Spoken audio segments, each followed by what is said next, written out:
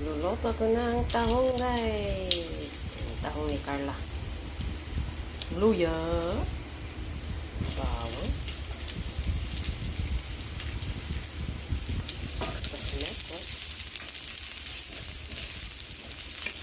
Tanglad.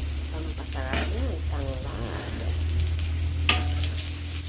Pagkita natin yung tanglad para lumabas yung kanyang aroma. Di ba aroma, ha? Bango ng tanglad, guys. So, ilagay natin ating mga tahong ni Carla. O, diba? O, dito na yan. Dito na. Lagyan natin siya ng sili. Ayan. Gusto ko maraming sili sa dalawang ganyan. Dalawang ganito.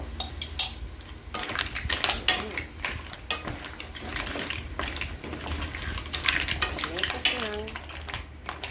Tapos lang. Ayan, Carla. So, yun na siya, guys. So, luto na yung ating tahong ni Carla. Yung tignan yung tanglad natin, ha. Tanglad. Yan. This is tanglad. So, pwede na po ito. Kasi, ano na lang po, heat na lang ito dapat. Pero, iniba ko kasi yung kanyang recipe. Lagyan ko siya ng sili. So, bye, guys. Sana po ito yung ating tahong ni Carla. Wow. Ala, oh, ang taba, oh. Gravity.